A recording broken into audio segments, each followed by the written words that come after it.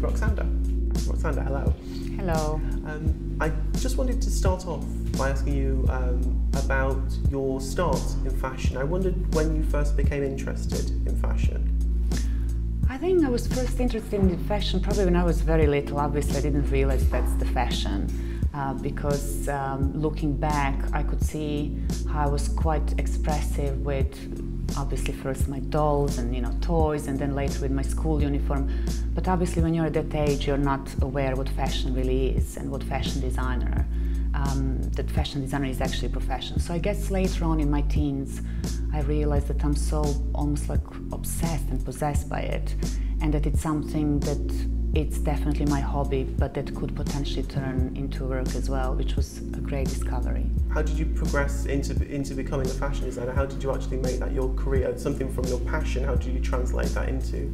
It was just something I couldn't really run away from, I must say, because I tried to actually do something else. So I studied architecture to start with, and I got enrolled into Faculty of Applied Arts that had costume and fashion design as a part of a program.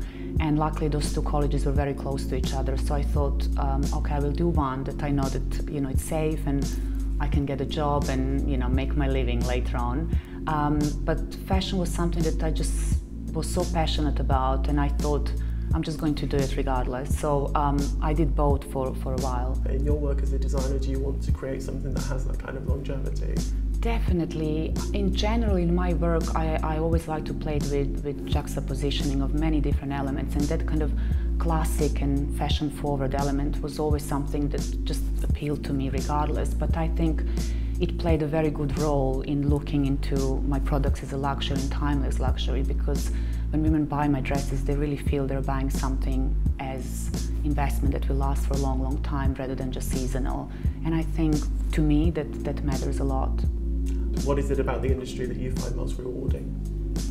I think it's just when you see people embracing what you do, responding to what you do, understanding what you do. I think that's definitely something that keeps me wanting to do better and to last longer. I think it's very interesting talking about that move from, or that idea of your brand building from a very kind of specific starting point through to something that's much wider and is much more about offering a wardrobe for lots of different women. I feel like it's almost a reflection of what's happened to London fashion over that period as well, this idea of yourself and of other designers building brands that are now recognised on kind of a global scale. Yes. I'm not sure if you feel that kind of reflection I definitely feel it, and I think that I was lucky to be part of that incredible wave of young designers that kind of emerged all at a similar time as me, and I think kind of jointly we all made a big difference in what's happening in fashion in London today. I wonder, how would you characterise kind of British style? How would you characterise London style?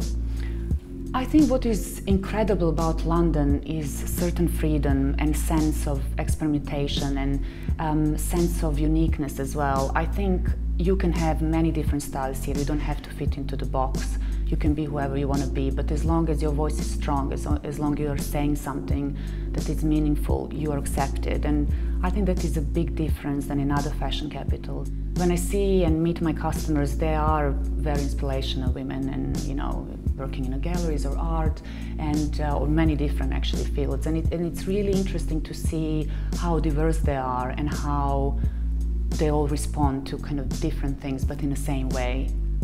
Fantastic, Roksanda. Thank you very much. Thank you.